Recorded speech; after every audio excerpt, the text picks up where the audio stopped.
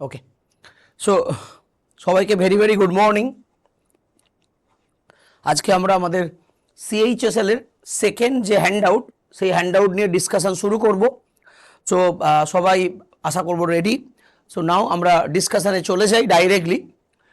তোমাদের second handout of the SSC CHSL or 10+2 এক্সামে কী ধরনের কোশ্চেন আসে তার কিছু আমরা আলটিমেটলি স্যাম্পল কোশ্চেন প্র্যাকটিস করব আজকে সেকেন্ড হ্যান্ডআউটে। ইন দ্য প্রিভিয়াস ক্লাসে আমরা ফার্স্ট হ্যান্ডআউট আলটিমেটলি করেছো, আজকে আমরা সেকেন্ড হ্যান্ডআউট ডিসকাস করব। তো চলো এই সেকেন্ড হ্যান্ডআউটে কোন কোন টপিক থেকে কি কি কোশ্চেন রাখা হয়েছে সেটা আমরা দেখতে পাবো। Question number 1, the instability of a nucleus is due to. নিউক্লিয়াসের যে আনস্টেবিলিটি বা নিউক্লিয়াসের যে ইনস্টেবিলিটি সেটা কিসের কারণে হয়? নিউক্লিয়াসে কোন কোন সাবঅ্যাটমিক পার্টিকেল থাকে? Neutron and proton. এই নিউট্রন প্রোটনের রেশিওর ওপর ডিপেন্ড করে নিউক্লিয়াসের স্টেবিলিটি বা নিউক্লিয়াসের আনস্টেবিলিটি বা ইনস্টেবিলিটি। তো এই কারণে নিউক্লিয়াস তখনই আনস্টেবল হবে যখন নিউট্রন এবং প্রোটনের রেশিও N/P রেশিও যদি গ্রেটার দেন অফ 1.54 হয়। তাহলে দেখো এখানে চারটি অপশান দেওয়া আছে। একটি অপশান বিতে দেখতে পাচ্ছ high neutron and proton ratio. Specifically আরও বললে N/P রেশিও যখন গ্রেটার দেন অফ 1.54 হয় তখনই সেই নিউক্লিয়াস আনস্টেবল হয়। আর আনস্টেবল নিউক্লিয়াস মানে আমরা বলি রেডিও অ্যাক্টিভ নিউক্লিয়াস। এই কারণে those are actually unstable nucleus বা those atom are unstable, that atom are called radio active atom. এবং এই কারণে তারা স্টেবল হওয়ার জন্য আলফা, বিটা এবং gamma three important radio active ray তারা রিলিজ করে বা এমিশন করে। এবং করতে করতে একটা সার্টেন টাইম আসে যখন তারা স্টেবল কন্ডিশনে রিচ করে। এবং সেই কারণে যে কোনো রেডিও অ্যাক্টিভ সিরিজের ক্ষেত্রে স্টেবল এলিমেন্ট আইদার লেড অথবা বিসমাথ হতে পারে। এটিও আলাদা ইম্পর্টেন্ট কোশ্চেন হতে পারে, লেড অথবা বিসমাথ। কখন লেড হয় আর কখন বিসমাথ হয়? লেড তখনই বলবো যখন ন্যাচারাল রেডিও অ্যাক্টিভ সিরিজ আমরা বলবো। তাহলে ন্যাচারাল রেডিও অ্যাক্টিভ সিরিজের ক্ষেত্রে এন প্রোডাক্ট বা স্টেবল এলিমেন্ট হচ্ছে lead, PB. And artificial radioactive সিরিজের ক্ষেত্রে এন প্রোডাক্ট বা স্টেবল এলিমেন্ট হলো বিসমাথ বা বিআই। তাহলে আমরা কোশ্চেন নাম্বার 1 জানলাম, অপশান বি ফর বোম্বে, এবং সেখান থেকে জানলে কখন কোন এলিমেন্টে গিয়ে আনস্টেবল অ্যাটমগুলো স্টেবল কন্ডিশনে পৌঁছয়। Question number 2, beta particle is emitted in radio activity.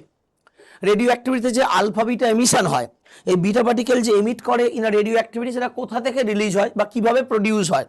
আসলে এই যে radio activity, that is actually one type of আমরা নিউক্লিয়াসের ফেনোমেনন বা নিউক্লিয়াসের ঘটনা। তাহলে বিটা পার্টিকেল বলতে আমরা কাকে বুঝি? এক কথায় বিটা পার্টিকেল বলতে বোঝায় ইলেকট্রন। বিটা বলতে আসলে কাকে বোঝায়? বিটা বলতে বোঝায় ইলেকট্রনকে -1 E0। এবারে ইলেকট্রন বলতেই তোমাদের কাছে যেটা মনে হয় যে ইলেকট্রন তো থাকে সেল বা অরবিটে, তার মানে এক্সট্রা নিউক্লিয়াস পার্টে, নিউক্লিয়াসের বাইরের দিকের বিভিন্ন বহিঃকক্ষপথে। কিন্তু এই ইলেকট্রন কিন্তু কোনোভাবেই এক্সট্রা নিউক্লিয়াস বা সেল বা অরবিট থেকে প্রডিউস হয় না। এই ইলেকট্রন প্রডিউস হয় ফ্রম নিউক্লিয়াস থেকে। কিভাবে প্রডিউস হয়? That is very very important. তাহলে বিটা পার্টিকেল যে ইলেকট্রন, সেই ইলেকট্রন প্রডিউস হয় ফ্রম নিউক্লিয়াস থেকে। কিভাবে? যখন কোনো একটি নিউট্রন প্রোটনে কনভার্ট হয়, যখন একটি নিউট্রন প্রোটনে কনভার্ট হয় তখনই সাধারণত কি হয়? আলটিমেটলি ইলেকট্রন প্রডিউস হয়। তাহলে দেখো, conversion of neutron to proton, option C is correct. আমি ডিটেলস রিয়াকশনটা দেখিয়ে দিই। ওকে, ধরো নিউট্রন 0N1, ও কি হচ্ছে? প্রোটন তৈরি করছে 1p1, কিন্তু দেখো ব্যালেন্স হয়নি। তার কারণ হচ্ছে নিউট্রনে 0N1 আছে, এখানে একটা 1p1 মানে প্রোটন তৈরি হলো। ব্যালেন্স করতে গেলে একটা -1 যুক্ত কিছু আসতে হবে, অ্যান্ড -1 E0 তৈরি হয়, অ্যান্ড এটাই হলো আমার বিটা পার্টিকেল। ওকে, ক্লিয়ার হলো সবার? তাহলে বিটা পার্টিকেল প্রডিউস হয় ফ্রম নিউক্লিয়াস থেকে। কিভাবে তৈরি হয়? নিউট্রন যখন প্রোটনে কনভার্ট হয় তখন আলটিমেটলি সাধারণত একটি ইলেকট্রন প্রডিউস হয়, এই ইলেকট্রনই হলো বিটা পার্টিকেল। ওকে, তাহলে ultimately question number 2, option C is correct. For the radio active nuclei, question number 3 তে যাব, for the radio active nuclei that undergo either alpha or beta decay which one of the following can not occur, কোনটা হবে না, কোনটা হয় না, either alpha or beta. তাহলে alpha ডিকেতে কি হয়, বিটা ডিকেতে কি হয় জানলেই তাহলে আইদার আলফা অর বিটা ডিকেতে কোনটা হবে না সেটা আমরা বলতে পারবো।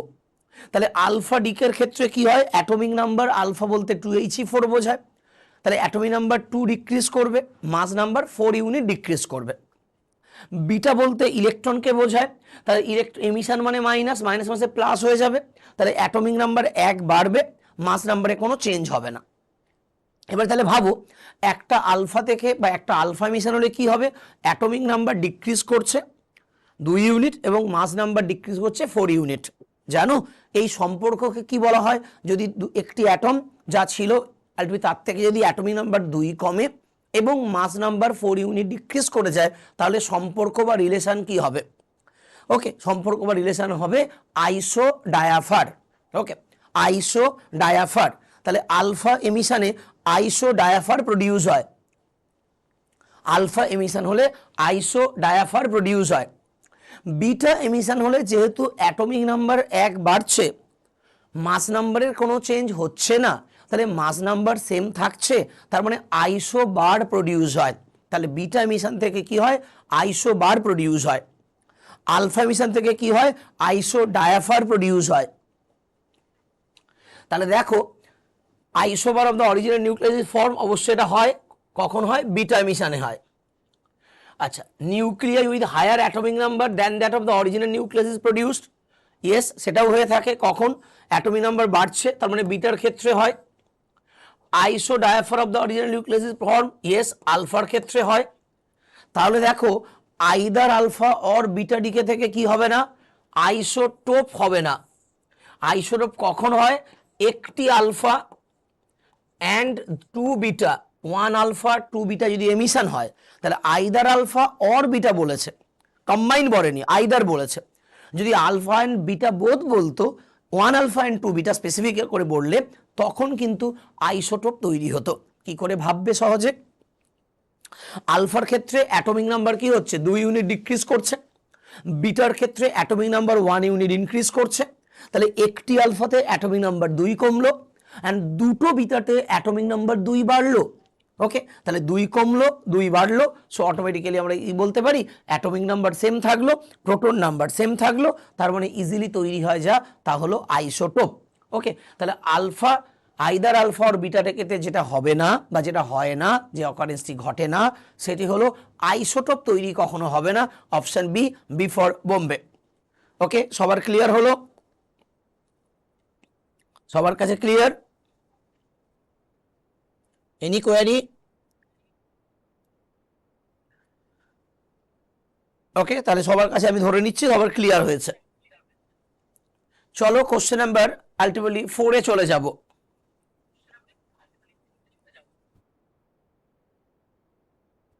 Which of the following can be used to confirm whether the drinking water contains gamma emitting isotope or not?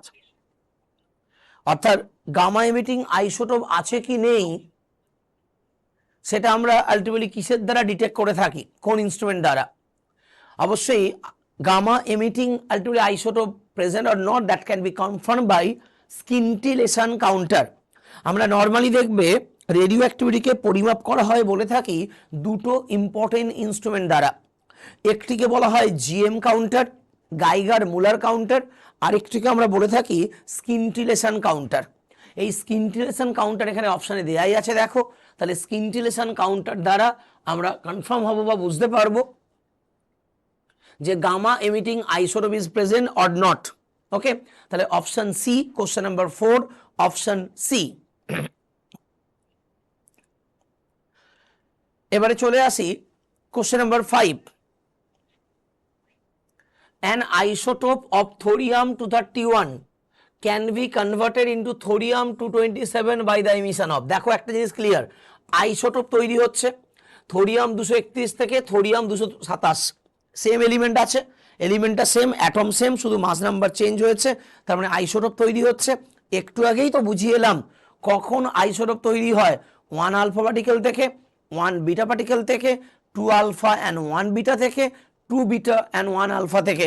Just একটু আগেই বুঝিয়েছি। কে বলবে অপশন কোনটা হবে? বলো।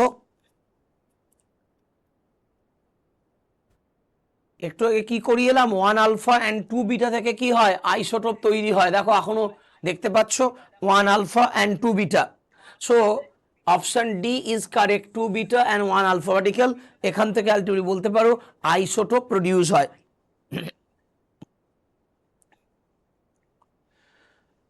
1 আলফা থেকে শুধু 1 আলফা বললে আইসো ডায়াফার হবে, বারবার বলেছি। 1 বিটা বললে আইসো বার হবে। 2 আলফা 1 বিটাতে কিছু হবে না, 2 বিটা আর 1 আলফাতে আইসোটোপ হবে। Question number 6, which of the following would be use of a radio আইসোটোপস?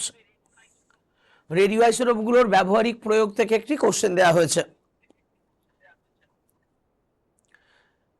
Irradiation of tropical fruits before consuming them, tracing leak from underground pipe, putting a date of animal fossils, and all of this.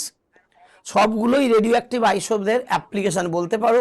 বিভিন্ন ক্ষেত্রে radio active আইসোটোপগুলোকে medical সায়েন্সে বিভিন্ন ক্ষেত্রে ultimately কোনো leak আছে কিনা underground পাইপে, এবং এই ধরনের বিভিন্ন ক্ষেত্রে আমরা রেডিও আইসোটোপ দ্বারা আইডেন্টিফাই করি বা ব্যবহার করি।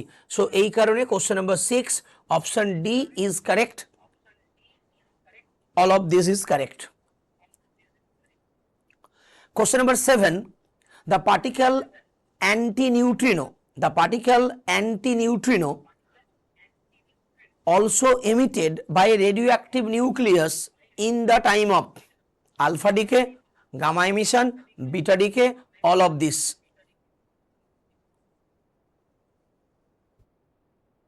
অ্যান্টিনিউট্রিনো তৈরি হয় যখন বিটা এমিশন হয়, অর্থাৎ একটু আগে যে কনসেপ্ট বুঝিয়েছিলাম, নিউট্রন যখন প্রোটনে কনভার্ট হয় তখন একটি ইলেকট্রন তৈরি হয় অ্যাজ ওয়েল অ্যাজ আলটিমেটলি বলতে পারো অ্যান্টি নিউট্রিনো প্রডিউস হয়। এই কারণে বাই দ্য বিটা ডিকে যখন হয়ে থাকে তখন অ্যান্টি নিউট্রিনো পার্টিকেল প্রডিউস হয়ে থাকে। ওকে, তাহলে question number 7 option C. Then question number 8 is a very very important question, অনেকবার বিভিন্ন পরীক্ষায় এসেছে। Little boy and the fat man relates to, little boy আর ফ্যাট ম্যান এই দুটো হচ্ছে অ্যাটম বোমের কোড নেম বলতে পারো। 1945-এর 6th and 9th আগস্ট জাপানের দুটি শহরে দুটো অ্যাটম বোম ডিভাস্টেশন হয়েছিল।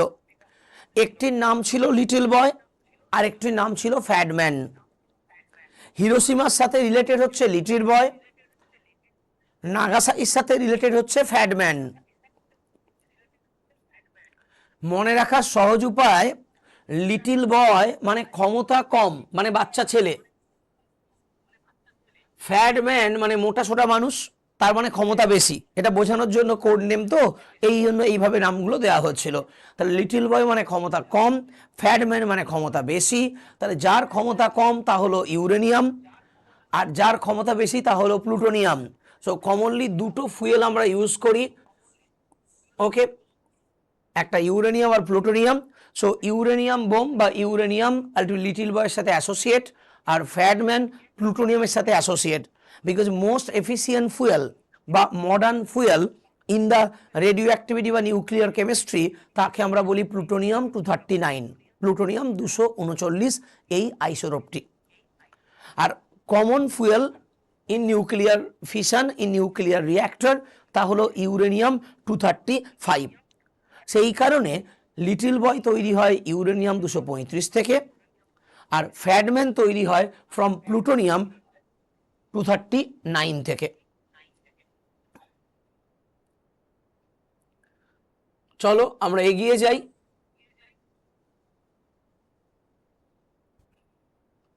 Question number 9, in a nuclear reactor heavy water is used to nuclear রিঅ্যাক্টরে চারটে কম্পোনেন্ট হয়, একটি হচ্ছে ফুয়েল, যা ইউজ করব আমরা আইদার ইউরেনিয়াম 235 অথবা প্লুটোনিয়াম 239।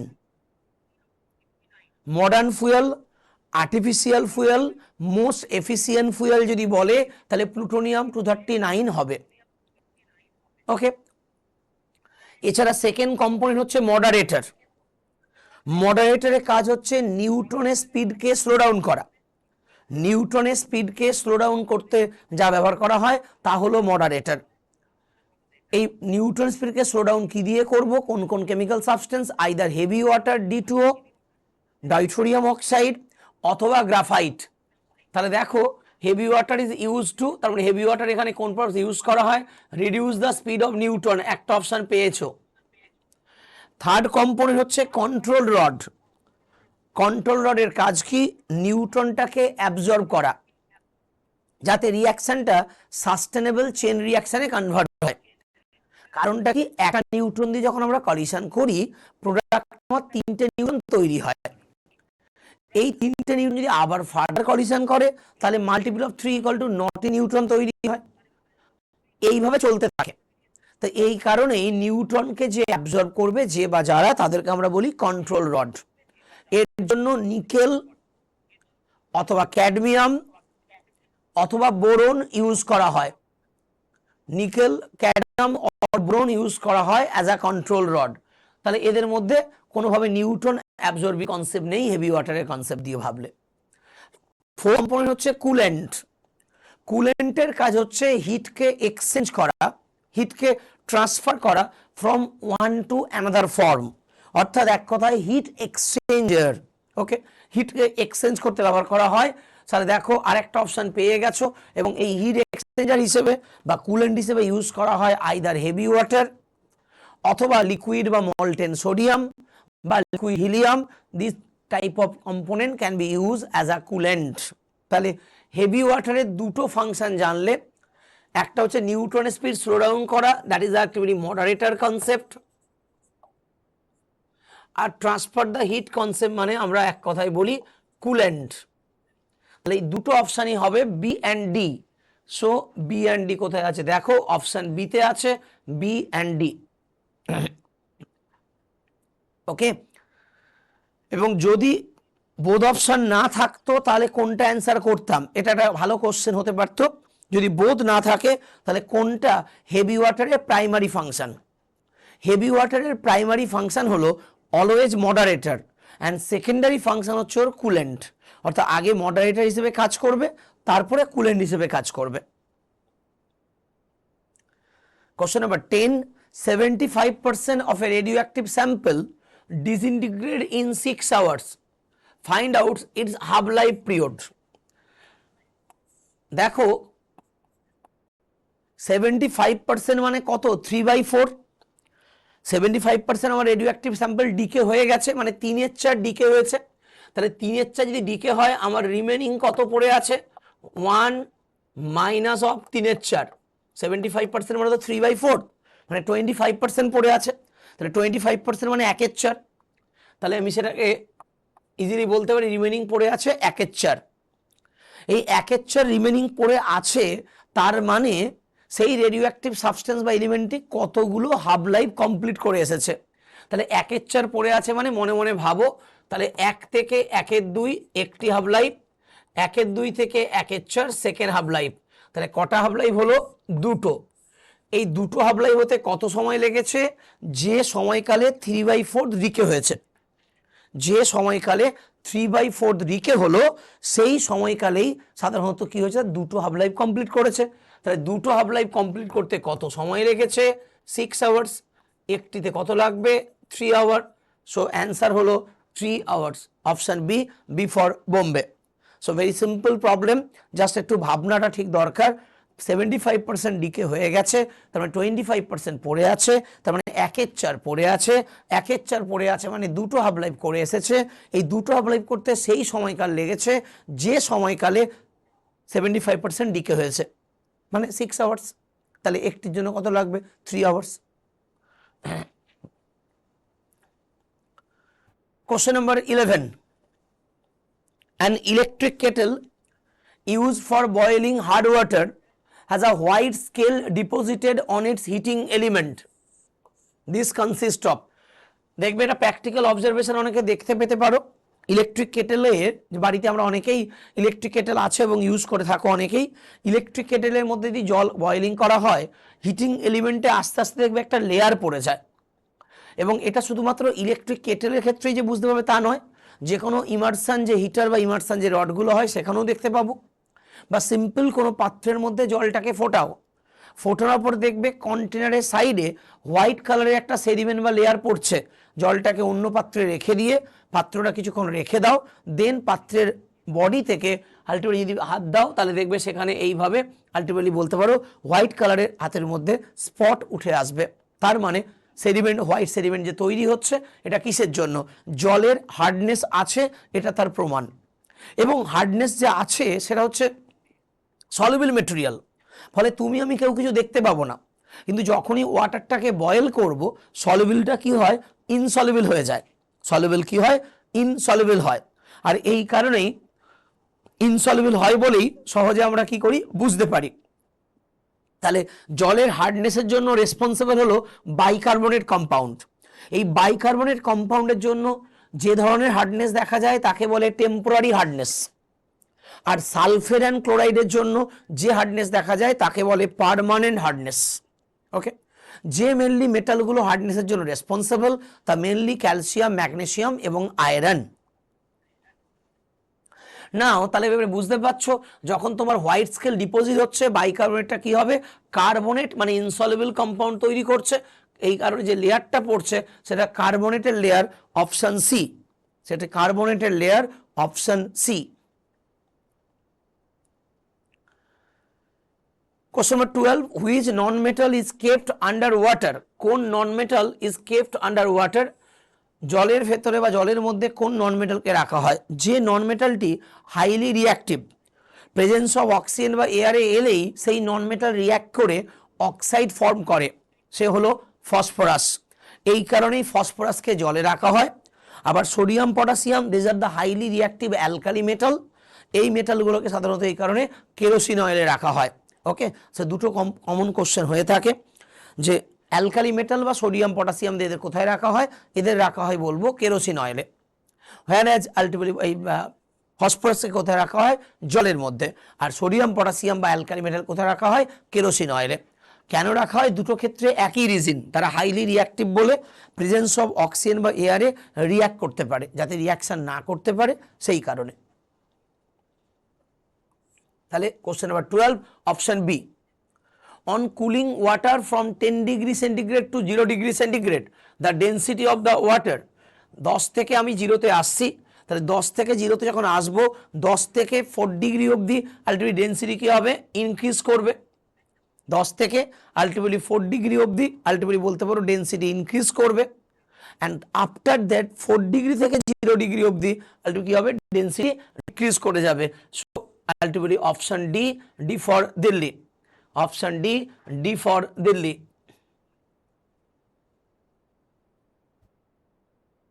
ঠিক আছে, ক্লিয়ার? তাহলে ওয়াটারকে যখন আমরা কুলিং করছি, আমরা প্রত্যেকে জানি density of the water is maximum in the 4 degree centigrade.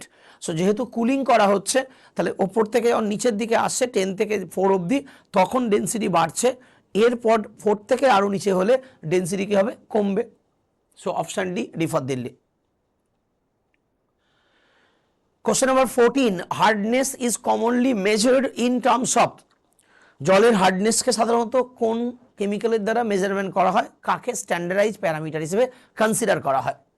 Hardness is commonly measured in terms of calcium carbonate equivalent, CaCO3 equivalent calcium কার্বনেটের রেসপেক্টে মেজারমেন্ট করা হয়। এবং হার্ডনেসের ডিটারমিনেশন আরেকটি ওয়েতে হয়, যেমন ক্যালসিয়াম কার্বনেটকে স্ট্যান্ডার্ডাইজ ধরে নিয়ে করা হয়, সিমিলারলি হার্ডনেসকে ক্যালকুলেট করা হয় বাই দ্য কমপ্লেক্সোমেট্রিক টাইট্রেশন দ্বারা। কেমিস্ট্রিতে কমপ্লেক্সোমেট্রিক টাইট্রেশনের দ্বারা আমরা কোনো ওয়াটার স্যাম্পলের হার্ডনেস ক্যালকুলেট করতে পারি। এবং যে স্ট্যান্ডার্ড কম্পাউন্ড মানে যে ধরনের টাইট্রেশন করা হয় তা হলো কমপ্লেক্সোমেট্রিক টাইট্রেশন। এই টাইট্রেশন করার ক্ষেত্রে এটি ইম্পর্ট্যান্ট কম্পাউন্ড ইউজ করা হয়, তা হলো সোডিয়াম সল্ট অফ ইডিটিএ। এই সোডিয়াম ইডিটিএ কাজে লাগিয়ে কমপ্লেক্সোমেট্রিক টাইট্রেশনের দ্বারা আমরা জলের হার্ডনেস ক্যালকুলেট করতে পারি।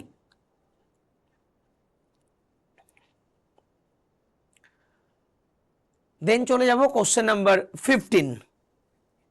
The acid that is used for the etching of glass, very important application question, গ্লাসের ইচিং এর জন্য কোন কম্পাউন্ড ইউজ করা হয়, গ্লাসের ইচিং এর জন্য কোন কম্পাউন্ড ইউজ করা হয়।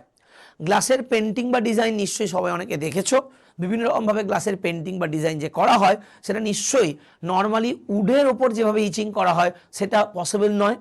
মানে উডের মধ্যে সাধারণত কি হয়, রেদা চালিয়ে চালিয়ে কেটে কেটে কেটে কেটে নকশা তৈরি করা হয়, কিন্তু এখানে নিশ্চয়ই রেদা চালিয়ে চালিয়ে করা সম্ভব নয়। তাহলে এখানে কিভাবে সম্ভব, এমন কোনো কেমিক্যাল অ্যাড করতে হবে যে কেমিক্যালের সাথে গ্লাসের র মেটেরিয়াল সিলিকা রিয়্যাক্ট করে যায়, রিয়্যাক্ট করে গেলেই নকশা ফুটে উঠবে এবং ইজিলি আমরা আইডেন্টিফাই করতে পারবো। সেই কারণেই সাধারণত একমাত্র যে অ্যাসিড আমরা গ্লাস ভেসেলে বা গ্লাসে রাখতে পারি না, কারণ হচ্ছে গ্লাসের র মেটেরিয়ালের সাথে সেই অ্যাসিড রিয়্যাক্ট করে যায়, সেই অ্যাসিড হলো hydrofluoric acid, HF, option B, B for Bombay. Hydrofluoric acid, option B, B for Bombay.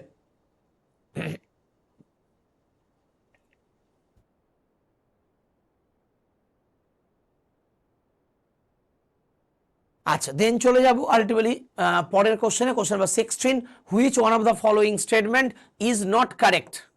Is not correct কোনটি ঠিক নয়। Water starts boiling when its vapour pressure become equal to atmospheric pressure, একদম ঠিক তাই। ইন্টারনাল ভেপার প্রেসারের সাথে external pressure মানে atmospheric pressure যখন সেম হয় তখন ওয়াটার বয়েল করতে স্টার্ট করে। এই কারণেই কখনোই বলবে না যে water boil at 100 degree centigrade, this is not actually correct answer, because 100 ডিগ্রিও হতে পারে, 105 ডিগ্রিও হতে পারে, 98 ডিগ্রিও হতে পারে। ওকে, ডিপেন্ড করবে দুটো প্রেসার যখন ইকুয়াল হবে তখনই ওয়াটার বয়েল হবে। ওকে, তাহলে ওটা ঠিকই আছে। Water is known as universal solvent, yes, maximum সলিউডগুলো ডিজলভ হয় ওয়াটারে, এই জন্য ওয়াটার ইউনিভার্সাল সলভেন্ট বলা হয়। Permanent hardness of water is due to the presence of magnesium chloride, calcium chloride, magnesium sulphate, calcium sulphate, ঠিক আছে। তাহলে ভুলটা দেখো, ইজিলি পেয়ে যাবে, অপশন ডি আছে। Density of ice is greater than of water, তা তো নয়, ওয়াটারের density is greater than of আইস, তাই না। ওকে, তাহলে ওয়াটারের ডেন্সিটি গ্রেটার দ্যান অফ আইস, তাহলে অপশন ডি ইজ আলটিমেটলি বলতে হবে not correct, option D is not correct.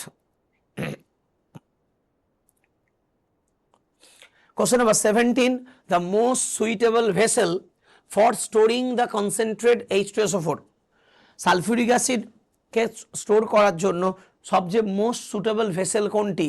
Copper vessel, aluminium vessel, glass vessel, earthen vessel. অবশ্যই নর্মাল ওয়েতে ভাবো তাহলে অ্যান্সার পেয়ে যাবে।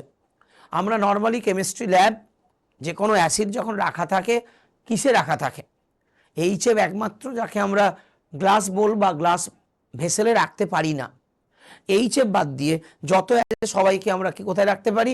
অবশ্যই গ্লাস ভেসেলে রাখতে পারি।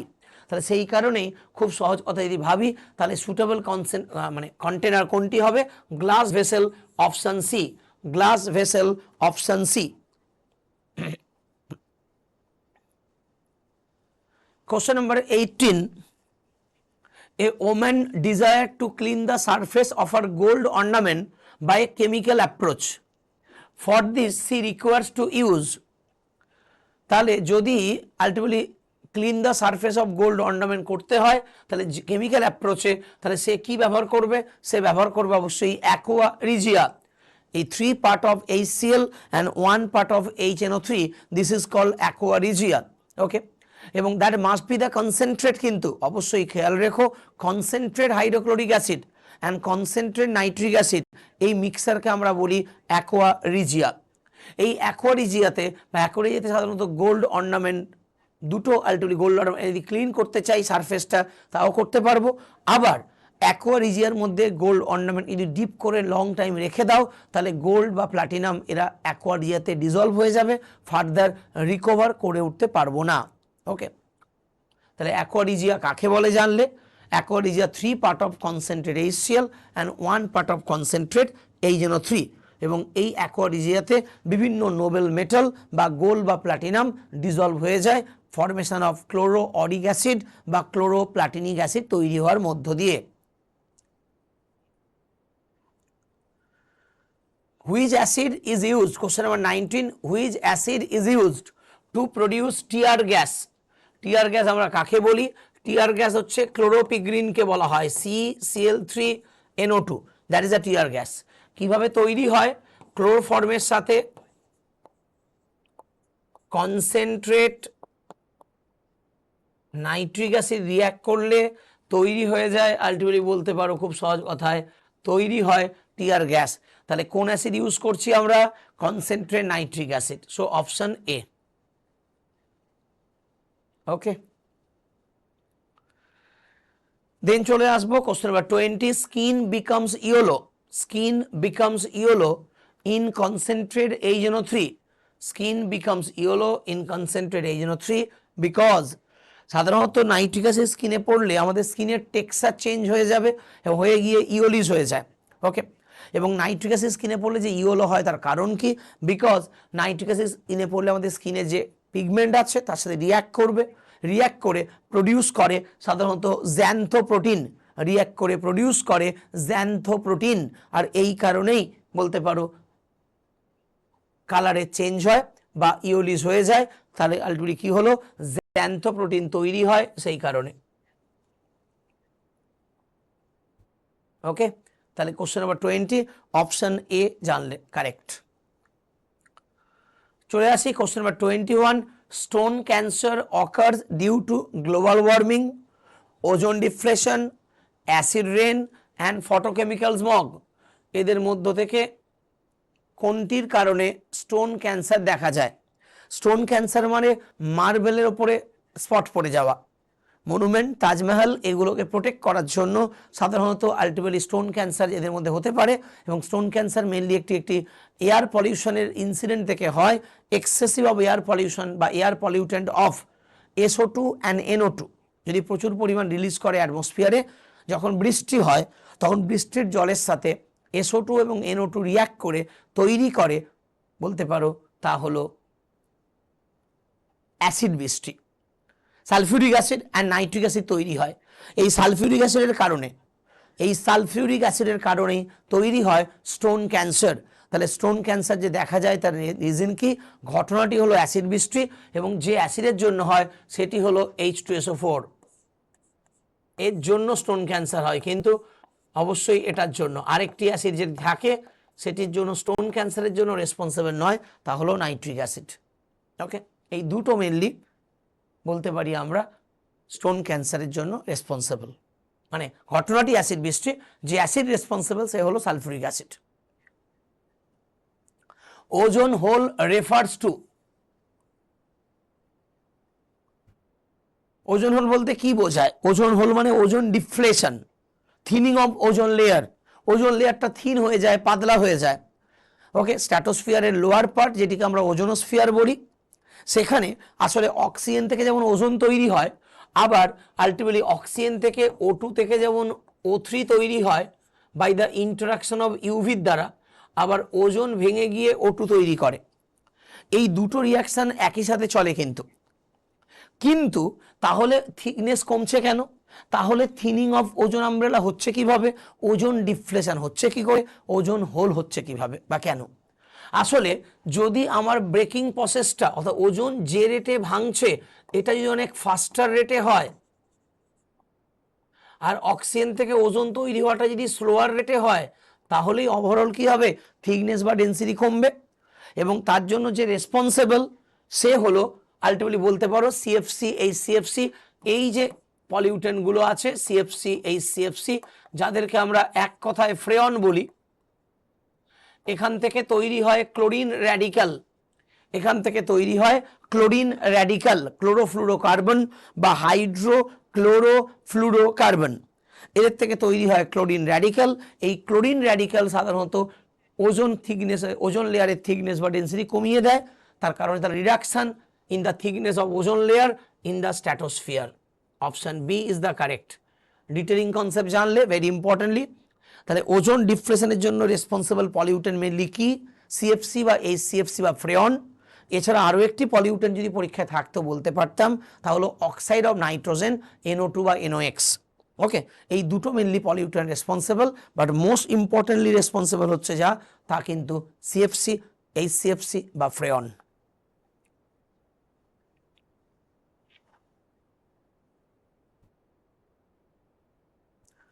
Carbon monoxide emitted by automobiles থেকে অটোমোবাইল ফুয়েলের ইনকমপ্লিট কম্বাসনের ফলে প্রচুর পরিমাণ CO তৈরি হয়, এবং সেই CO ধরো অটোমোবাইল থেকে রিলিজ করছে, and that prevent the transport of oxygen in the body due to, কিসের জন্য? এবং যে কারণে আমরা CO কে সাইলেন্ট কিলার গ্যাস বলি, এবং CO ম্যাক্সিমাম এয়ারকে পলিউট করে, এই জন্য CO কে ওটস এয়ার পলিউটেন্ট বলা হয়। CO মানুষের মৃত্যুর কারণ কেন হয়ে যায়? অক্সি হিমোগ্লোবিন প্রডিউস করতে পারে না। কি প্রডিউস হয়ে যায়? কার্বন মনোক্সাইডের সাথে হিমোগ্লোবিনের রিয়াকশান হয়, রিয়াকশান হয়ে একটি স্টেবল কম্পাউন্ড তৈরি হয়ে যায়, that is call carboxy haemoglobin, COHB। এই কার্বক্সি হিমোগ্লোবিন তৈরি হয় বলে ফলে as a result oxy haemoglobin তৈরি হতে পারে না, যার ফলে মানুষগুলোর মৃত্যু ঘটে। এই কারণেই CO is a most dangerous air pollutant, is a worst air pollutant, এবং CO ম্যাক্সিমাম আলটিমেটলি এয়ারকে পলিউট করে থাকে, এবং CO আলটিমেটলি কারণে মানুষের মৃত্যু হতে পারে, বিকজ কার্বক্সি হিমোগ্লোবিন তৈরি হয়, ফলে অক্সিমোগ্লোবিন তৈরি হতে পারে না, অ্যাজ এ রেজাল্ট মানুষের মৃত্যু হয়। তোমাদের কারো মনে পড়তে পারে আজ থেকে 10-12 বছর আগে কলকাতারই বুকে একটি বৃহত্তর হসপিটাল নেটওয়ার্কিং সিস্টেমে একটি রাতের ঘটনায় মোর দ্যান 100 নাম্বার অফ মানুষের আমরা ভয়াবহ মৃত্যু দেখেছিলাম। কোন হসপিটালে এরকম একটি ঘটনা ঘটেছিল কেউ বলতে পারবে? কোন হসপিটালে হয়েছিল? যে হসপিটালে আলটিমেটলি ঘটনাটি হয়েছিল সেটি হলো আমরি, MRI আমরি হসপিটাল, যেটি বলা হয় কার্বন মনোক্সাইডের কারণে মানুষগুলোর মৃত্যু হয়েছিল। চলে আসি তার পরের কোশ্চেনে। তাহলে which one of the following is a secondary air pollutant? নিচের মধ্যে কোনটি সেকেন্ডারি এয়ার পলিউটেন্ট? পলিউটেন্ট সাধারণত দুটো ডিফারেন্ট টাইপের হয়, একটি প্রাইমারি এয়ার পলিউটেন্ট আর একটি secondary air pollutant. Primary air pollutant যে সমস্ত পলিউটেন্টগুলো ডাইরেক্টলি সোর্স থেকে রিলিজ করবে সেগুলো প্রাইমারি এয়ার পলিউটেন্ট। আর সেকেন্ডারি এয়ার পলিউটেন্ট যেগুলো প্রাইমারি এয়ার পলিউটেন্টের সাথে কেমিক্যাল রিয়াকশান করে বা ইন্টারাক্ট করে অক্সিডাইজ হয়ে বা রিডিউসড হয়ে আরেকটি যদি পলিউটেন্ট তৈরি হয় তখন তাকে বলবো সেকেন্ডারি পলিউটেন্ট। যেমন সবচেয়ে ইম্পর্টেন্ট সেকেন্ডারি পলিউটেন্ট হচ্ছে বলতে পারো প্যান, ওকে, ওজোন, ফর্মালডিহাইড, এরা আমার secondary air pollutant. Okay, so এখানে দেখো তাদের মধ্যে প্যানটি দেয়া আছে, so that is a secondary air pollutant. Peroxy acetyl nitrate, PAN তৈরি হয় আসলে ফটোকেমিক্যাল স্মগ ফর্মেশনের সময়। কেমন? তাহলে সেখানে প্রাইমারি পলিউটেন্ট CO হাইড্রোকার্বন এবং আলটিমেটলি বলতে পারো CO হাইড্রোকার্বন এবং NO2 থেকে থাকে। এই CO হাইড্রোকার্বন বা NO2 বা oxide of nitrogen, these are the primary pollutant. এরা প্রেজেন্স অফ আলটিমেটলি বলতে পারো কেমিক্যাল ইন্টারাকশন হয়ে অক্সিডাইজড হয়ে তৈরি করে প্যান বা ওজোন বা ফর্মালডিহাইড। আর এই কারণেই প্যান, ওজোন বা ফর্মালডিহাইডকে আমরা বলি সেকেন্ডারি এয়ার পলিউটেন্ট। এখানে বাকি যেগুলো দেয়া আছে তা এরা প্রত্যেকেই প্রাইমারি এয়ার পলিউটেন্ট হতে পারে বা হয়ে থাকে। ওকে, বিভিন্ন ইন্ডাস্ট্রি থেকে aerosol, carbon monoxide, carbon dioxide, all that are primary air pollutant substance. Then চলে আসি BOD, biochemical oxygen demand is a standard criterion for biochemical oxygen demand, BOD is a standard criteria for কি করা হয়? BOD মানে অবশ্যই West water treatment, এক কথায় BOD কে আমরা বলি ওয়েস্ট ওয়াটার বা অর্গ্যানিক পলিউটেন্টকে মেজারমেন্ট করা হয় ইন আ অ্যাকোয়াটিক সিস্টেম। তাহলে দেখো ইজিলি আমরা বলতে পারি অ্যাকোয়াটিক ইকোসিস্টেমে পলিউশন এসে কে পরিমাপ করব যা দিয়ে, সেটাই হলো BOD। বলতে পারি উল্টো দিক থেকে দেখো, measuring oxygen level in blood নিশ্চয়ই নয়, computing oxygen level in the forest ecosystem নিশ্চয়ই নয়, assessing oxygen level in the high altitude region no. তাহলে অ্যাকোয়াটিক ইকোসিস্টেমে কতটা পলিউশন হচ্ছে সেই পলিউশন অ্যাসটাকে পরিমাপ করা হয় যার দ্বারা, that is equal to BOD, that is equal to BOD.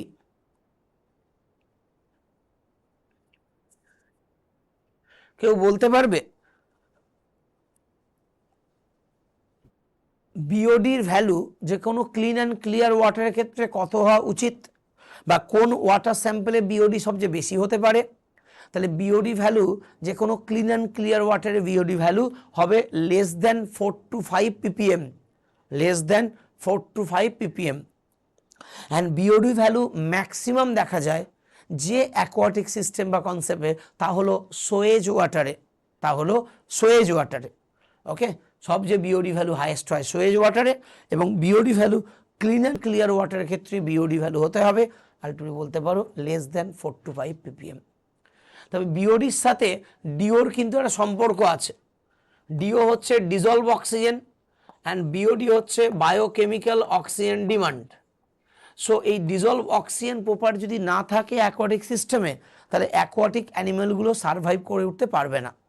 এই কারণেই ডিও প্রপার ভ্যালুতে থাকা খুব দরকার, এবং ডিও যত ঠিকঠাক থাকবে তত বিওডি কম থাকবে। আর ডিও যদি কমে যায় অটোমেটিক্যালি তাহলে এই বিওডি কী হবে, বেড়ে যাবে, যেটা খুব বিপজ্জনক ইন অ্যাকোয়াটিক সিস্টেমের জন্য। ওকে, তাহলে ডিজলভ অক্সিজেনের অপটিমাম ভ্যালু কত থাকা উচিত? ডিওর অপটিমাম ভ্যালু হওয়া উচিত 4 থেকে 6 milligram per litre, 4 to 6 milligram per litre. এই ডিওর কমে যাওয়া আর বিওডির বেড়ে যাওয়া, এটিকে বলা হয় ইউট্রোফিকেশন বা অ্যালগাল ব্লুম। একে আমরা বলি অ্যালগাল ব্লুম, বা একে বলা হয় ইউট্রোফিকেশন। তাহলে ইউট্রোফিকেশন বা অ্যালগাল ব্লুম বলতে কি বোঝায়? ইউট্রোফিকেশন বা অ্যালগাল ব্লুম হলো সিম্পল কথায় অ্যালগিদের খুব দ্রুত গতিতে আলটিমেটলি বলতে পারো গ্রোথ অ্যান্ড ডেভেলপমেন্ট তৈরি হয় ইন অ্যাকোয়াটিক সিস্টেমে, যার ফলে সেখান থেকে ওয়াটার কনজিউম করে নিয়ে সেখান থেকে বলতে পারো অক্সিজেন নিয়ে নেয়। অক্সিজেন নিয়ে নেওয়ার মধ্য দিয়ে কি হয়, ডিওটা কমে যায় অ্যান্ড বিওডি বেড়ে যায়। এই কারণেই যত জলের মধ্যে কচুরিপানা বা অ্যালগি বেশি থাকবে, তত সেই অ্যাকোয়াটিক সিস্টেমের ডিওর পরিমাণ তত কম হবে।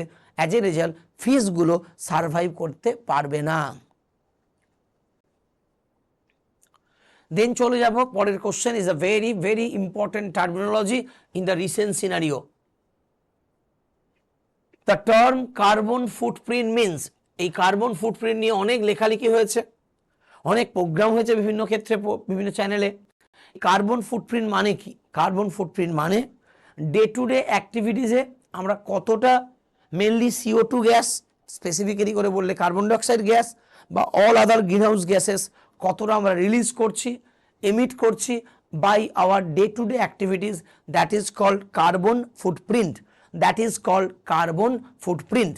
তাহলে কার্বন ফুটপ্রিন্ট মানে প্রতিদিনে as a human being, as a organization, as a institution, as a ultimately transport, বিভিন্ন জায়গা থেকে যে CO2 রিলিজ হয় তার যে এভারেজ টোটাল কনসেপ্ট, সেটাই বলতে পারো amount of total greenhouse gas বা CO2 মেনলি বলতে পারো produces by our day to day activities. Option D, D for Delhi.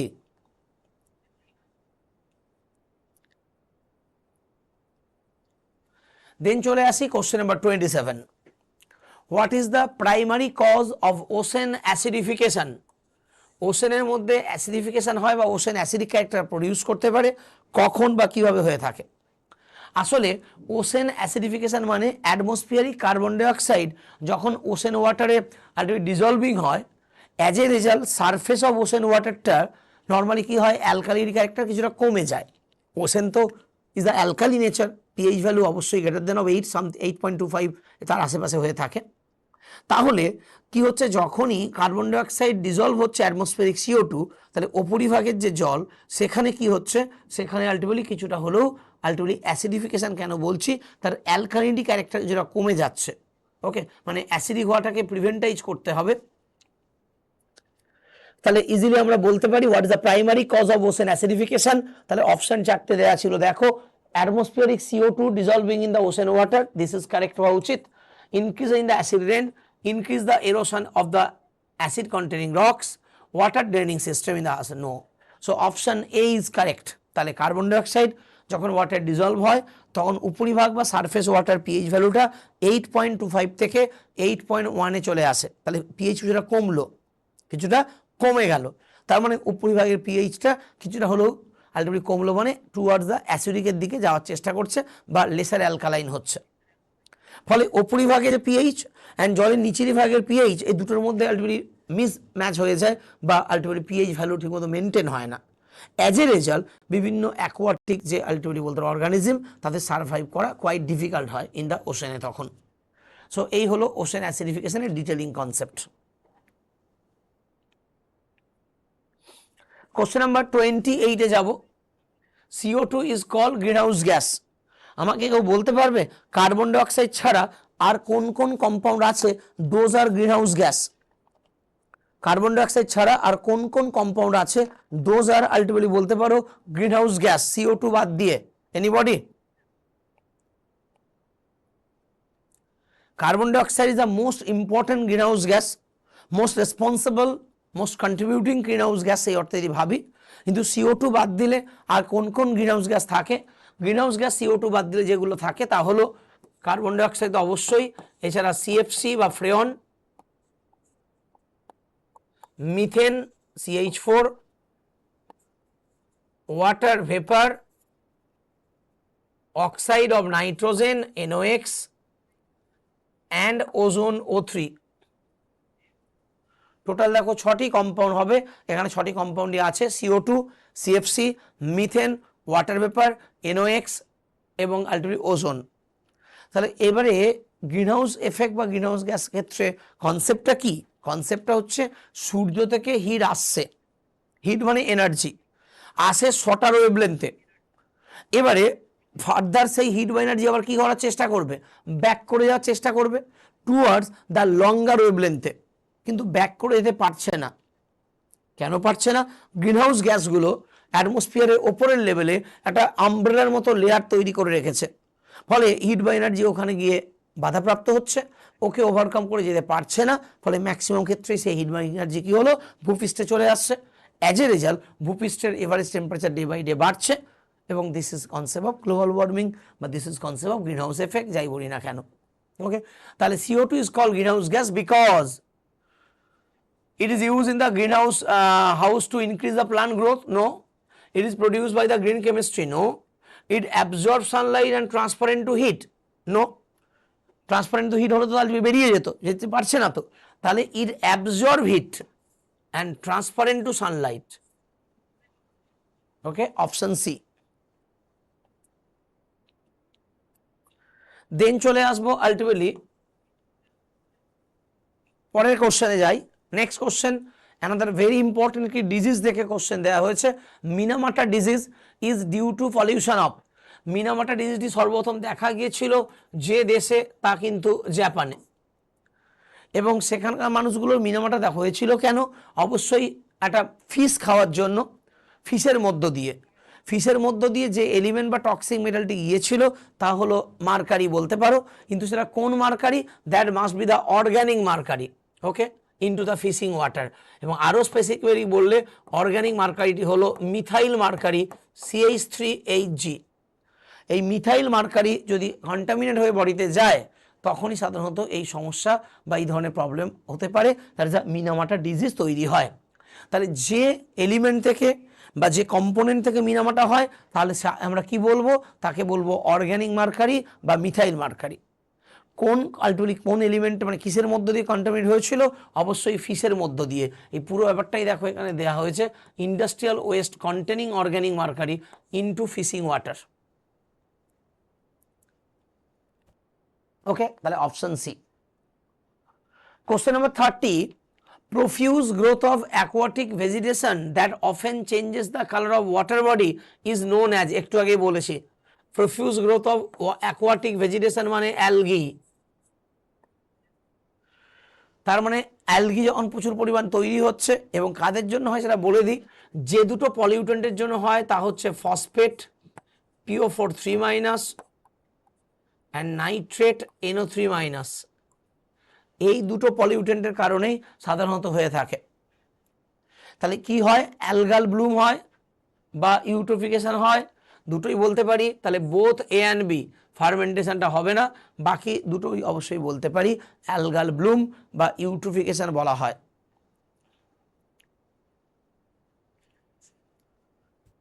Question number 31. Which one of the following elements will not react with dilute HCl to produce hydrogen? নিচের মধ্যে কোনটি ultimate hydrogen gas তৈরি করবে না? তার মানে hydrogen gas সেই এলিমেন্টগুলোই তৈরি করবে, those elements are present above the hydrogen in the reactivity series or electrochemical series বলে একে।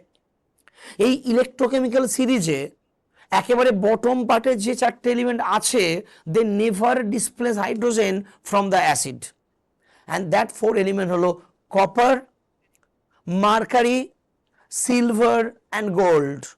Copper, mercury, silver and gold. So এই চারটে মেটালের একটি এখানে অপশানে পাচ্ছই।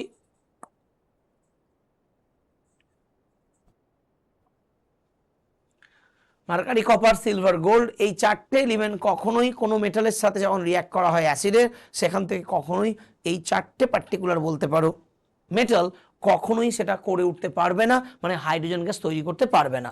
আসলে হাইড্রোজেন গ্যাস যে তৈরি হয় সেই রিয়াকশনটা হয় ডিসপ্লেসমেন্ট রিয়াকশন। ধরো জিঙ্কের সাথে ধরো আমি বললাম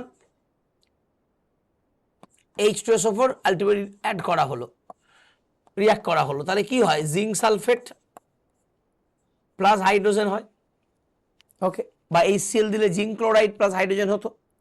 তাহলে এই যে জিঙ্ক সালফেট তৈরি হলো এবং হাইড্রোজেন তৈরি হলো, দেখো জিঙ্ক কি করলো, অ্যাসিড থেকে হাইড্রোজেনকে ডিসপ্লেস করলো, তবেই তো হাইড্রোজেন গ্যাস তৈরি হলো। তাহলে এই কারণে যদি জিঙ্কের অনেক নিচে কপার, মার্কারি, সিলভার, গোল্ড আছে, তাহলে ওদের ক্ষমতা কম, ফলে ওরা কোনোভাবে কি করতে পারবে না, ওরা কোনোভাবে ডিসপ্লেস করে উঠতে পারবে না। ওকে,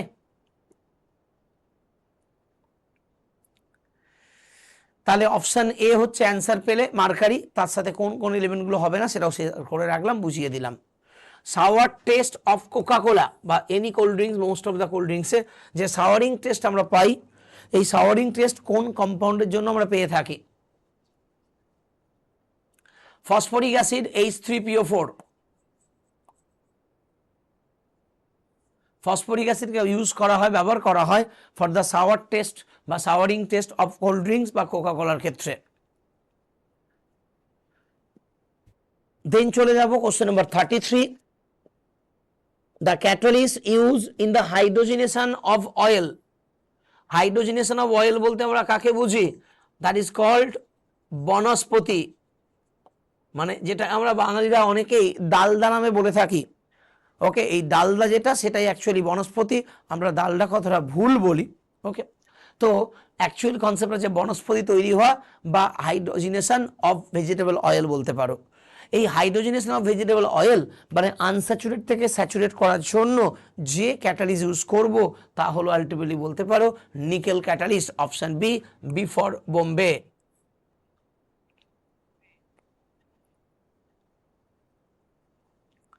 বাকি কোনগুলো কোথায় ইউজ হয় একটু বলে রাখি। ভ্যানাডিয়াম পেন্টক্সাইড ইউজ করা হয় অ্যাজ আ ক্যাটালিস্ট হিসেবে in the manufacturing of H2SO4 by contact process.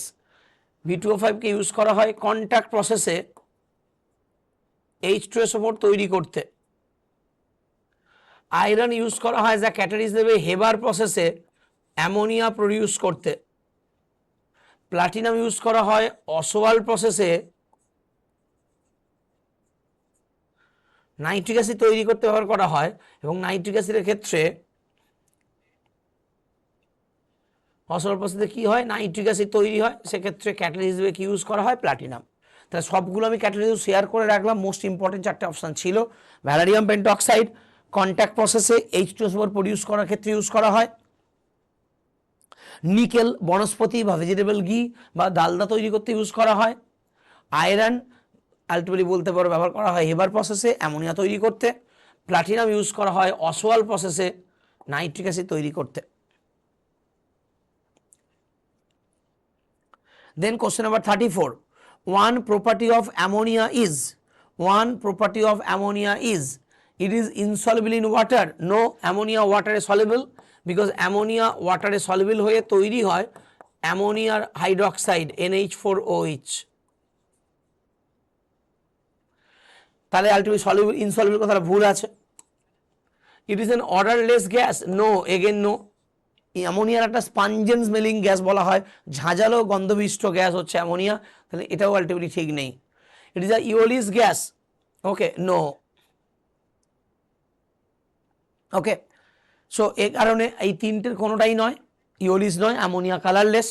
So ammonia ultimately soluble এবং অ্যামোনিয়ার আলটিমেটলি অর্ডার আছে, স্পাঞ্জেন্ট স্মেলিং গ্যাস বলা হয়। তাহলে ফোর্থ পয়েন্টে দেওয়া যায় the it is aqueous solution turns red litmus blue. একদম ঠিক তাই। কেন? অ্যামোনিয়া তো বেসিক কম্পাউন্ড, তাহলে বেসিক কম্পাউন্ড যদি হয় তাহলে লিটমাস পেপারেও কালারে কি চেঞ্জ হবে? অ্যাসিডে রেড হয় আর অ্যালকালি বা বেসে কি হয়? ব্লু হয়। তাহলে এই কারণে কি হবে? রেড লিটমাস কি হলো? ব্লু হয়ে যাবে। তাহলে অপশান ডিটা ঠিক আছে। Which of the following could be use as a fuel in Chandrayaan 3?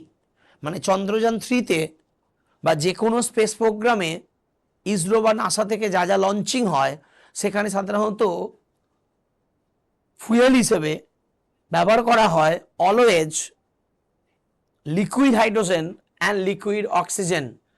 Okay, liquid হাইড্রোজেনটা হচ্ছে ফুয়েল, কেন? হাইড্রোজেন পৃথিবীতে সেরা ফুয়েল, বারবার বলেছি। আর লিকুইড হাইড্রোজেন হচ্ছে অক্সিডাইজিং গ্যাস, মানে অক্সিডাইজিং এজেন্ট আর কি। কেন? লিকুইড অক্সিজেন ওই হাইড্রোজেন ফুয়েলকে অক্সিডাইজ করবে, অক্সিডাইজ করার মধ্য দিয়ে সাধারণত তার মুভমেন্ট বা মোশন ক্রিয়েট হবে বা আলটিমেটলি কনসেপ্টটা তৈরি হবে। তাহলে এখানে চন্দ্রযান 3তেও বা রকেট প্রোপালেন্টে বা যে কোনো নামের অনুযায়ী দিয়েও দেয়, তাহলে সেক্ষেত্রে কি থাকবে? ফুয়েল হিসেবে থাকবে হাইড্রোজেন এবং অক্সিজেন হচ্ছে অক্সিডাইজার।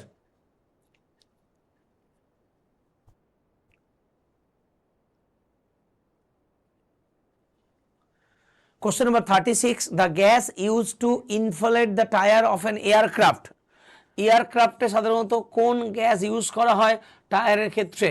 অবশ্যই সেই গ্যাস ইউজ করব যা কেমিক্যালি ইনার্ট বা ইনঅ্যাক্টিভ এবং অ্যাবিলিটি অনেক বেশি পাওয়া যায়। আর এই কারণেই সাধারণত ব্যবহার করা হয় নাইট্রোজেনকে ডিউ টু ইটস কেমিক্যাল ইনার্টনেসের কারণে। Option B, B for Bombay.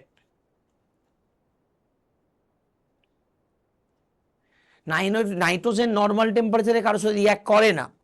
ওকে, এই জন্য একে বলা হয় কেমিক্যালি ইনার্ট বা ইনঅ্যাক্টিভ। আচ্ছা, 37 nitrification is a very important প্রসেসের নাম, the biological process of converting.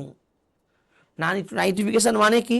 Nitrification মানে হচ্ছে যে কোনো আলটিমেটলি যখন রুটের মধ্য দিয়ে প্লান্ট কোনো নিউট্রিয়েন্টকে ইনটেক করে, আমি সয়েলে তো ইউরিয়া দিলাম, আমি সয়েলে তো অ্যামোনিয়াম সালফেট অ্যাড করলাম, কিন্তু প্লান্ট কি তার রুটের মধ্য দিয়ে ইনটেক করতে পারছে? That is very important. এই কারণে যে কোনো নাইট্রোজিনিয়াস ফার্টিলাইজারের প্রিন্সিপাল র মেটেরিয়াল হচ্ছে অ্যামোনিয়া। অ্যামোনিয়াতে শুরুতে আসতেই হবে, অ্যান্ড অ্যামোনিয়া ফাইনালি কনভার্ট হয় যার দ্বারা বা যেখানে, তা হচ্ছে NO3-। এই অ্যামোনিয়া থেকে নাইট্রেটের কনভার্সনকেই বলা হয় nitrification.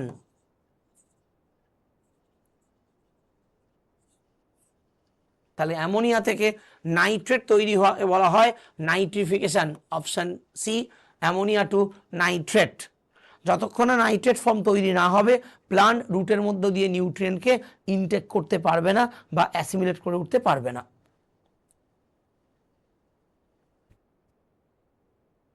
The gas that turns lead acid paper black, the gas that turns lead acid paper black, that is the H2S, hydrogen sulphide. হ্যাঁ, হাইড্রোজেন সালফাইড সাধারণত কি হয়? সালফারের সাথে রিয়াক্ট করে ব্ল্যাক কালারের প্রেসিপিটেট তৈরি করে, আলটিমেটলি বলতে পারো লেড সালফাইড। ওকে, H2S এর সাথে লেড অ্যাসিডের চালনা করলে লেড সালফাইডের ব্ল্যাক কালারের প্রেসিপিটেট তৈরি হবে। ওকে, তাহলে অপশান সি 38, অপশান সি জানলে। The mixture which is used by sea divers for respiration, which is used by sea divers for the respiration is of, যেটা আমরা আলটিমেটলি আর্টিফিশিয়াল রেসপিরেশনের ক্ষেত্রে বা মেডিকেল সায়েন্সে বিভিন্ন অক্সিজেনের সিলিন্ডার ইউজ করা হয়, বা অ্যাস্ট্রোনট বা মাউন্টেনিয়ার্সের ক্ষেত্রে যে সিলিন্ডার ইউজ করা হয়, ডুবুরিদের ক্ষেত্রে যে সিলিন্ডার ইউজ করা হয়, সেটাই তো কনসেপ্ট। তা হলো oxygen plus helium. Oxygen plus helium, oxygen এবং হিলিয়ামের রেশিও কত? অক্সিজেন থাকে 20% আর হিলিয়াম থাকে 80%। ওকে, কোশ্চেন নাম্বার 40 খুব ইন্টারেস্টিং এর ভেরি ইম্পর্টেন্ট কনসেপ্ট থেকে application base question. During lightning flash the gas produce in the atmosphere is, অর্থাৎ লাইটনিং ফ্লাশ মানে যে সিম্পল কথায় যাকে বলি আমরা বাজ পড়া। যখন বাজ পড়ে তখন আসলে সেখানে এই যে শব্দটা আমরা পাই এবং আলো পাই, দুরকম কনসেপ্ট আমাদের কাছে আসে। তো এই যে আলটিমেটলি রিয়াকশানটা হয় আসলে সেটি হচ্ছে এন্ডোথার্মিক রিয়াকশান। এই কারণে দেখবে গরমকালে অনেক বেশি বাজ পড়ে রাদার দেন প্রপার রেনি সিজনের তুলনায় সামার টাইমে অনেক বেশি বাজ পড়ে। কেন? বিকজ টেম্পারেচারের যত বেশি ইমব্যালেন্স তৈরি হবে এবং ওপরের লেভেলে যত বেশি হাই টেম্পারেচার পেয়ে যাবে, তখন রিয়াকশান করে গিয়ে বলতে পারো তৈরি হবে যে কনসেপ্টটি, সেটি হলো NO নাইট্রিক অক্সাইড। এই যে লাইটনিং ফ্লাশ হয়, ওকে, অনেক মানুষ আলটিমেটলি শব্দে ভয় পায়, আসলে তা কিন্তু ঠিক নয়। ওকে, এটা বুদ্ধিহীনতার পরিচয় বলতে পারো। কারণ শব্দে ভয় পাওয়ার কোনো কারণ নেই। রিয়াকশনটা যে হচ্ছে হওয়ার পর যে পোস্ট এফেক্ট, দুটো এতে আসে, আলো আর শব্দ। আলোর স্পিড বেশি বলে আগে অবশ্যই আলোতে হবে, তারপরে শব্দ। তো এই কারণেই সাধারণত ভয়ের কারণ হচ্ছে লাইট, কিন্তু আর কারণ হচ্ছে লাইট হচ্ছে হিউজ অ্যামাউন্ট অফ এনার্জি ওর মধ্যে থাকে, যে এনার্জিকে টিল নাও আজও কেউ কখনো কন্ট্রোল করে উঠতে পারে না। ওকে, আর এই কারণে যে গ্যাসটি তৈরি হয় সেটা আসলে NO। রিয়াকশানটা হচ্ছে nitrogen plus oxygen, high temperature মানে হিট পেয়ে যাচ্ছে, তৈরি করছে NO nitric oxide. NO nitric oxide. So ultimate question number 40 option A is correct. Question number 40 option A is correct always.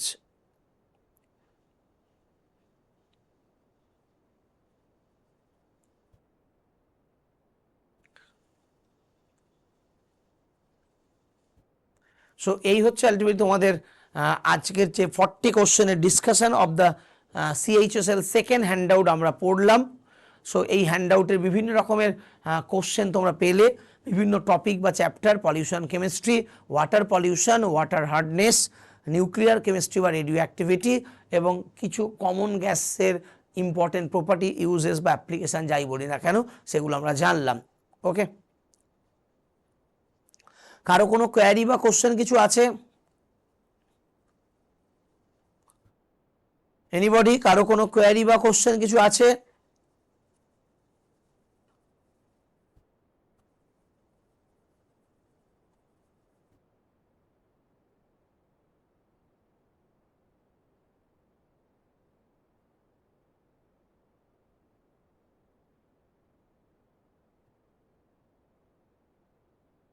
তো এই হচ্ছে তোমাদের তাহলে আজকের ক্লাস। কারো কোনো কোয়ারি বা কোশ্চেন কিছু নেই বা কেউ কোনো কোয়ারি করছো না, তাহলে আজকে আমরা এখানেই ক্লাস শেষ করব। আমাদের সেকেন্ড হ্যান্ডআউটের ডিসকাশন তাহলে হলো। আশা করব প্রত্যেকটি কোশ্চেন ডিটেলসে তোমরা ঠিকমতো বুঝতে পেরেছো এবং এইভাবেই পড়াশুনো করতে হবে বিভিন্ন টপিক বা চ্যাপ্টারগুলো নিয়ে, তাহলে অল ইন্ডিয়ার যে কোনো পরীক্ষার জন্য তুমি ওয়েল প্রিপেয়ার্ড হতে পারবে। ওকে, সো ভালো করে পড়াশুনো করো, সামনে অনেকগুলো এক্সাম আছে বিভিন্ন PSC এবং SSCর, যেগুলো আগামী দিনে হতে চলেছে। সো ভালো করে প্রিপারেশান নিলে তাহলে নিশ্চয়ই পরীক্ষাগুলো ভালো হবে। ওকে, এটা নিয়ে কোনো সন্দেহ নেই। সো যাই হোক, আজকের তাহলে এখানে শেষ করি। টাটা, বাই বাই, সবাই ভালো থেকো, সাবধানে থেকো, আর অবশ্যই মন দিয়ে পড়াশুনো করো, রিভিশন করো আর প্র্যাকটিস করো। ওকে, টাটা।